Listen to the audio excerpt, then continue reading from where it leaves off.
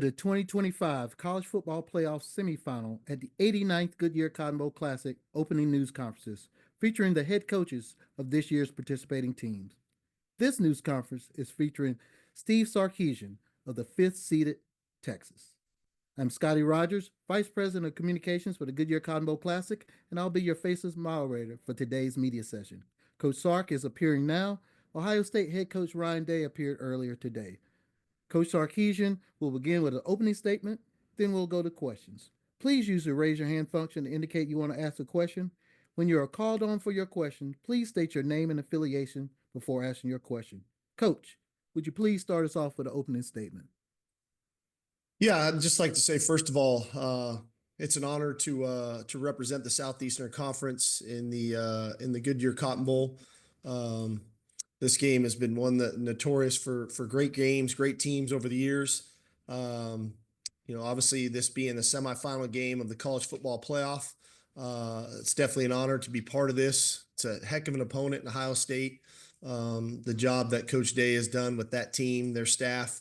They're playing really good football right now. We know it's going to be a heck of a challenge, but looking forward to the opportunity. Coach, your first question is going to come from Bill Rabinowitz. Bill, go ahead.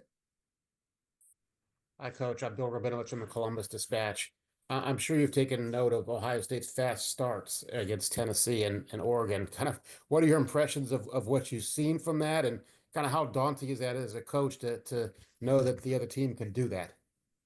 Well, I think it's probably credit to their coaching staff, first of all, game planning, putting together a nice plan on offense, defense, and special teams, instilling that plan to the players, and the players playing with confidence. I think that's the one thing that jumps out when you watch it, is how confidently they're playing. They're definitely calling it aggressively, but the execution is at a really high level. So that's what jumps out at us. Thank you. Coach, your next question is going to come from Chip Brown. Chip, go ahead. Steve, I wondered if you could give us a quick update on how Isaiah Bond is doing and how you came out of the game physically, and also Quinn Ewers, finish to that game, 3 passes, 3 scores. Is that the kind of, thing, especially with the season on the line, that can ignite a player's confidence and really lift him as a former quarterback yourself? So yeah, I think we're going to be healthy and good to go by the time the game rolls around. As far as Quinn goes, is a guy making plays at a critical moment. And I think for any player at any position, when you're at your best, when your best is needed, naturally that instills confidence in you. Coach, your next question is going to come from Kurt Bowles. Go ahead, Kurt. Yeah, Steve, I know you kind of are what you are after 15 games, addressing the running game and your problems there 2 of the last 3 games. Do you feel like you're going to have to just lean into the passing game even more? Or do you have to kind of keep forcing it the whole game? Well, I hope not. I hope that we can find balance, and I think that we're more than equipped to do that. I think that, in really evaluating the last ball game was, man, we really couldn't get our backs free into the second level. I thought Arizona State did a nice job. I thought their safeties and their secondary tackled well and got us on the ground. And we didn't get a whole lot of reps to find the rhythm of it. And so everybody's kind of got to take some responsibility of that. But we're at our best when we can run it, and that gives us balance. And so I'm hard pressed not to just kind of walk away from it and abandon it. So we've got to do a great job as a staff of putting together a good plan and make sure that our players can execute it at a high level versus the myriad of looks, especially that Ohio State can give you. Coach, your next question is going to come from Cedric Golden. Go ahead. Hey, Steve. After losing to Georgia in the conference title game, you guys had to get right back at it. Was that an advantage for you to have to keep playing because the conference champions all went down and the seeding process is under fire? What's your take on that? Do you think they will tweak it? I don't know. I've referenced this before.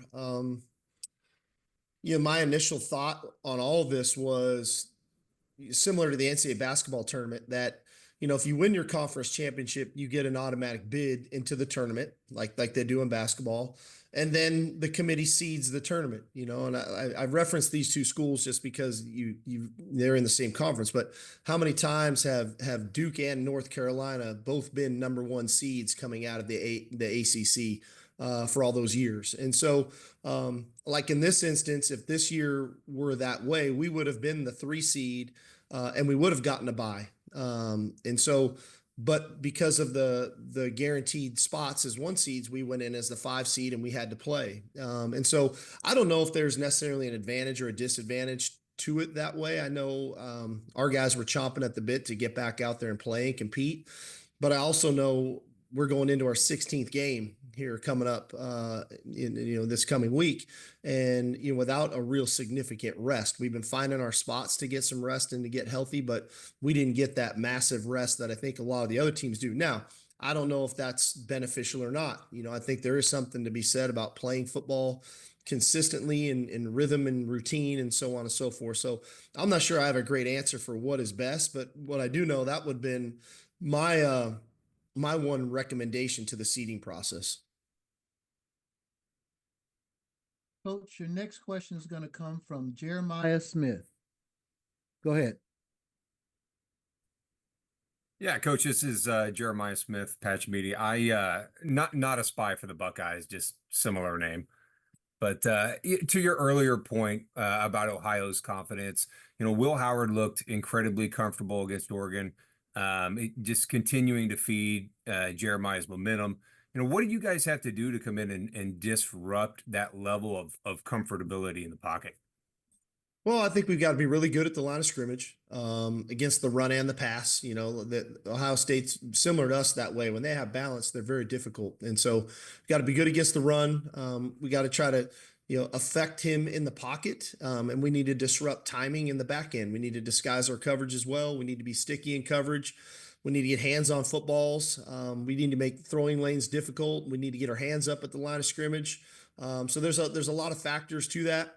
Not an easy task, I'll say that, but one that I think is going to be necessary if we want to be successful. Coach, your next question is going to come from Dan Hope. Go ahead, Dan. Hey, Steve, you guys, got Quinn from Ohio State 3 years ago. Just how have you seen Quinn just develop from the time he came to you guys from Ohio State to where he is now? Well, like anything, when he went to Ohio State early on, he should have still been a senior in high school, and when we got him back, he was still, in our eyes, a freshman at that time. And so there's been a lot of development, I would say physical development, but I would also probably say mental and emotional development to watch him grow into the leader that he's grown into for us. His ability to have the poise and composure he has, not only on the field, but off the field, to look into the face of adversity and come out on the other side of it time and time again, whether it be injuries, whatever that looks like, to be at his best when his best was needed. Similar to the Peach Bowl there at the end of the game and in overtime. So I think that's all from a seismic shift from maturity standpoint, like I said, physically and mentally. Your next question is going to come from Sam Kahn. Sam, go ahead. Hey, Steve, I wanted to ask you a little bit about the journey as far as where you guys have played this postseason. You guys started the SEC title in Atlanta. You had a home game. You returned to Atlanta for the quarters. You get to play in your home state for the semis and could, if you win, potentially go back to Atlanta. What have you thought about that path? And has there been a benefit to your team playing either in familiar surroundings or playing in the same place multiple times? I think it's been really fun. I'll be honest with you. I thought, in our first year in the SEC, to play in Mercedes-Benz Stadium for the SEC championship in Atlanta, I thought was an awesome experience for our guys. Coming back home and being part of the first round of the college football playoffs and having a home game, I thought was another really cool experience. The fact that we hosted one of the inaugural home games in the CFP was really cool. And then an opportunity to play in the Peach Bowl, an iconic bowl, and for us to win that and to be the first team to to win all the major bowls in that fashion. I thought was fantastic. But now to be in the semis and playing the Cotton Bowl in Dallas is huge. You know, we're going to need our fans. We're going to need our fan support. I need Longhorn Nation to show out in Arlington. We're going to need everything we got to try to win this game. You know, clearly we're massive underdogs. Nobody's going to give us a shot, so we're going to need all that we can to try to win this game. Our next question is going to come from Stephen Hawkins. Go ahead. Stephen Hawkins with the AP in Dallas. Will Howard, the last game he played at AT&T Stadium was Kansas State beating a TCU team that was undefeated. You saw a lot of him last year, obviously, and you've seen what he's done this year. What have you seen from Will Howard as you've watched him play and the challenge that he brings? Yeah, I would say the first thing is he's a much better athlete than people probably give him credit for. He snapped off about a 70-yard touchdown run against us a few years ago. So he has good speed. He's got great poise and composure in the pocket. You can tell he's very bright. You know, the system they ran at Kansas State put a lot on the quarterback, and knowing Coach Kelly and Coach Day and what they do. So him managing, you know, the offenses that way. So he's got intelligence, he's got athletic ability, and then his ability to throw a catchable ball. You know, I've seen that now for a few years. You know, he throws passes where they need to be thrown, and guys make plays for him. And his poise and composure in critical moments is something that has been very impressive as well. Coach, your next question is going to come from Corey Moats. Corey, go ahead. Hey, Coach, how you doing? Just wanted to ask about how you love making your call sheet every week. I know that for sure. And so when it comes to this game, particularly when you have a guy like Caleb Downs in that secondary, especially now that they're moving him into the box a lot more, how much does that affect your building of that call sheet? And also, how much does it help that you have a Jim Thorpe Award winner to practice against to prepare for this game? Yeah, I mean, Caleb's a fantastic football player. You know, obviously we played against him last year, his freshman year at Alabama, and made some impactful plays in that game. You can sense and feel his football IQ, his awareness, but yet the athletic ability to cover ground to make plays, but then the physical ability to get people on the ground to take on blocks. So he's a complete player. He's all around player. And again, we got to look at the scheme first when we start building the call sheet. And Coach Knowles is a fantastic defensive coach, been doing it a long time. Very good at developing plans that put his best players in position to have success. Caleb being one of those. And so we got to look at the schemes before we even really start dialing into the specific players. And then try to put our players in the best position to have success. So that's always a process. It's a fun process to have. But again, opportunity for our guys to go against our defense every day, which we think is pretty good. That always helps our guys kind of prepare for the speed, the closing ability on the ball that is going to be necessary on game day. Coach, your next question is going to come from Eric Henry. Eric, go ahead. Good morning, Steve. Beginning of the season, you spoke about the obsession with winning a national title, and obviously you got a long way to go, right? 2 more games, but just curious, having gone through 15, 16 weeks, and as you said, not much rest, how does that obsession kind of manifest itself within you now, being so close? We didn't come this far just to come this far, I guess would be what I'd tell you. It's how it's manifested itself. It's like the journey's not done. The mission is not complete. It's still a driving force behind, what we do every day, why we wake up so early, why we stay so late, why our players are, come in on an off day when we're asking them not to be here and they're in here watching tape, working out, stretching, striding, getting rehab. It's all that, it's all that continues to push you, because none of this is guaranteed. Today's not guaranteed, but none of this is guaranteed. It's not like, well, we'll just get back here again next year. We're back in the Final Four for the second consecutive season. And those other 3 teams that were here a year ago with us didn't make the 12-team playoff, never mind the Final Four. So nothing's guaranteed. It's difficult to get to this spot. And we will want to make sure that we maximize this opportunity and put our best foot forward and see what happens. Coach, your next question is going to come from Kenneth Berry. Go ahead. Morning, Coach, here on the West Coast. Congrats on making it this far. In terms of just obviously everybody talks about NIL, but you talked about pretty much preparing for a 16 game season. You're pretty much playing an NFL schedule in terms of just the number of games, especially with very little buys. So, and whether outside of the portal, how important is it for the sports science department and you as a coach to be on the same page, and just the money that would go into that to keep guys healthy, making sure your training and healing process is up to par? How crucial and overlooked does that get? Um, does that get overlooked at a time like this? It definitely does not get overlooked in our building. We believe in sports science. We believed in it before the 12-team playoff became into existence. But we definitely poured into it even more so when we found out that this could be the path and the journey that we'd go on before the season. We definitely altered some things before the season and how we worked. We altered some things from a recovery and rehab standpoint. We did a bunch of research and studies on NFL teams and how they practice, not only in season, but as they get into the playoffs.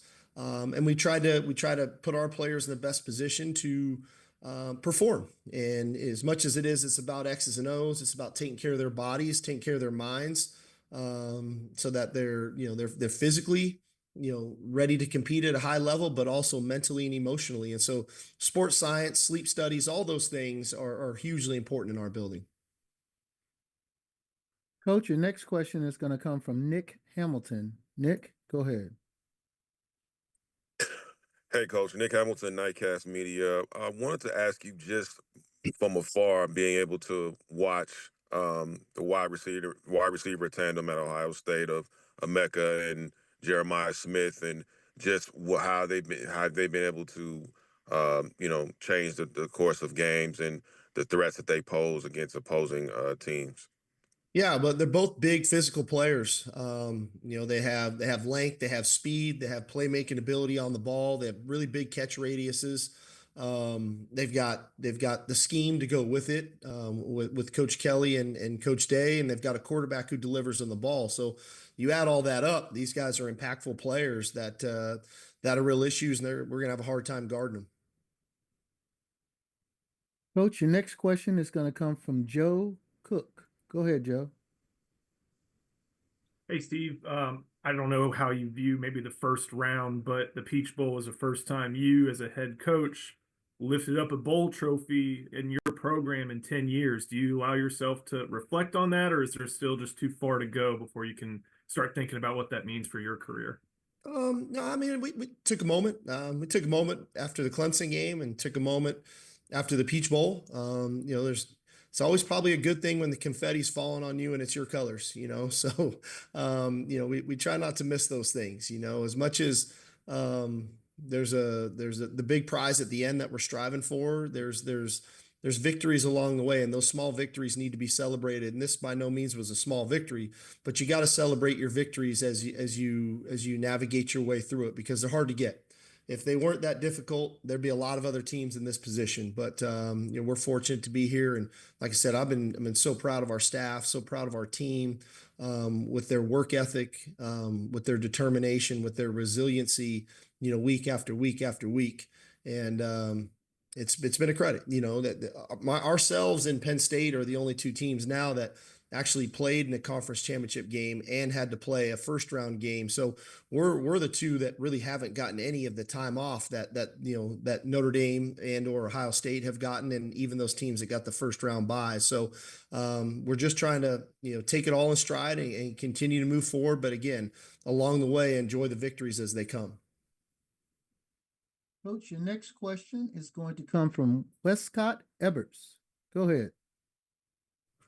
Hey, Steve, I was just wondering if there's anything that Arizona State did specifically to make things difficult for y'all on first down, and what you need to improve at to be more effective on that down against Ohio State.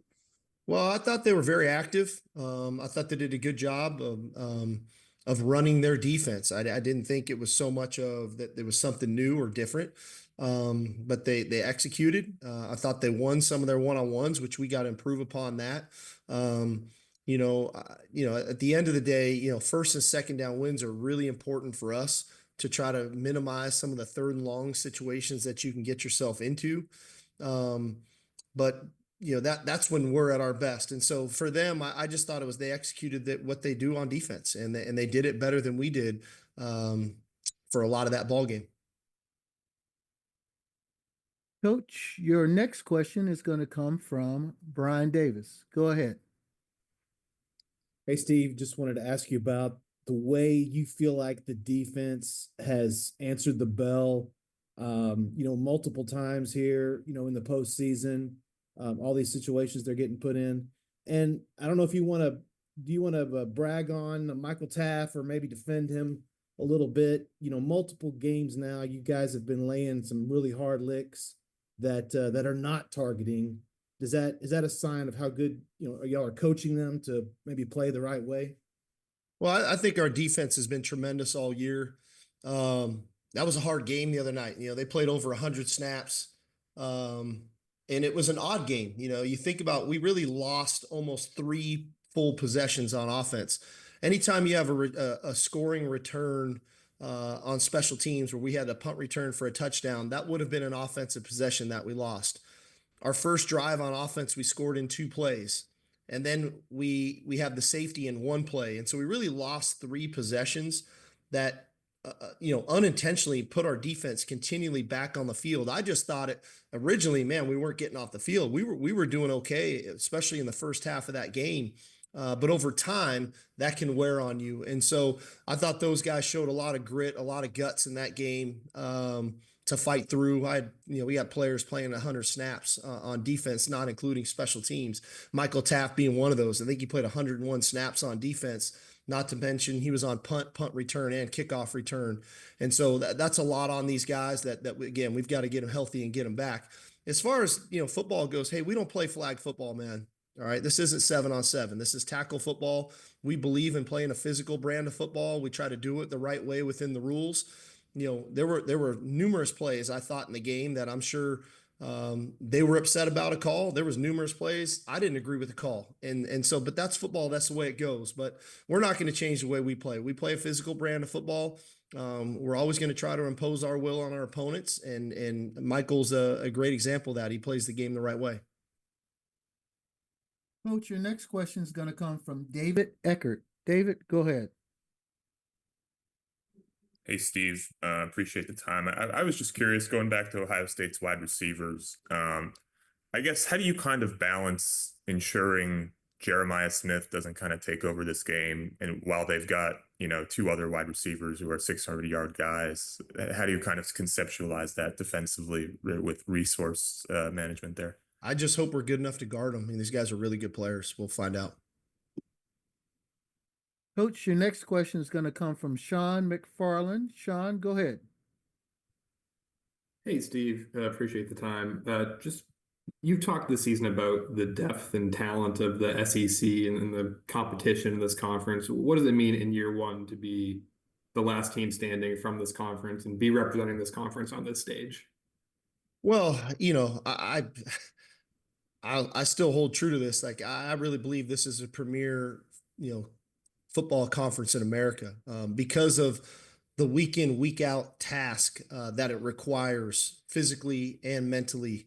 It's not a one-time thing where you just play one SEC team and then you get on to go do the rest. You have to do it week in and week out. You have to go into some really difficult environments. And over time, that's what takes its toll on your team, physically and mentally. And so you got to make sure that you can kind of recharge those batteries, stay as healthy as you can. Clearly we've endured our fair share of injuries this year. And I think have done a pretty good decent job of navigating our way through it. I know, unfortunately for Georgia, they lost their starting quarterback in our game in the SEC championship game. And I'm sure other teams in our conference had to endure things that can take their toll on your team. And that's no excuse. At the end of the day, we have to find a way to navigate our ways through it. But to be here on this stage, to be back in the Final Four, wearing that SEC patch on our jersey, we're going to do our best to represent it because it's a heck of a conference. Coach, your next question is going to come from Christopher Heidel. Go ahead. Hey, Coach. This is Chris Heidel from Herbertson Radio in Baltimore.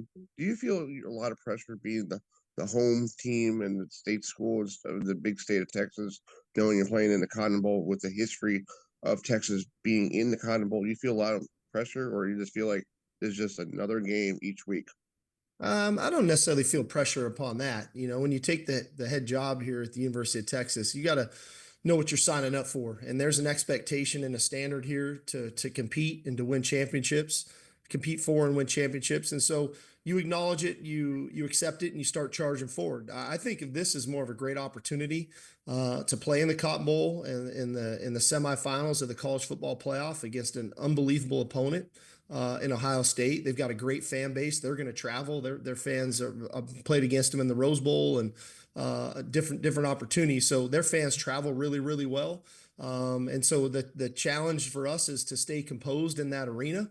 The challenge for our fans is to show up, buy tickets, and support us so that we can make it as tough an environment as we can. Because, like I said, we're going to need all those factors in this game. This is the best team in college football, and we're going to have to make sure that we put our best forward to give ourselves a chance to win the game. Coach, your next question is going to come from Rob Oler. Rob, go ahead. Hey, Steve. Ryan Day was just talking about the NFL and his experience there, and you have NFL experience. He said it kind of feels, this is starting to feel like an NFL playoff late season thing. Does it feel that way to you? And do you, not that you have an advantage, but can you use that experience, moving on from one game with a quick turnaround? Well, it definitely feels like that. You think about, like I said, we're going into game number 16 here. And so how you manage the players, how you utilize your time, how you try to keep them as fresh as you can, not only physically but mentally, but also put forth, make sure you got a good plan that you can execute against, the further you go into the playoffs, the better quality opponent you face. And so your quality of play has to continue to improve. The coaching has to improve. Everybody's got to improve. We've always got to continue to strive to get better, all on the same time, trying to get everybody fresh and back and putting them in the best position to have success. And so it's a challenge, but that's the beauty of it, right? That's like to be in this stage and to be with this opportunity. You embrace it, you try to balance it as best you can so that when the ball's kicked off, you're putting everybody, your staff, your players in the best position to have some success. Coach, two final questions. First, from Donovan Bridgeforth. Donovan, go ahead. Hey, Coach. Congratulations on such a great season so far. What is your response to those who see this as a home game for your program, with it being at AT&T Stadium?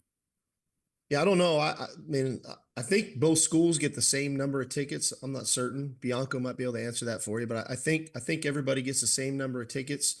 And then from that point, who's going to buy the rest? And I know we've got a great fan base that travels. I know Ohio State's got a great fan base that travels. I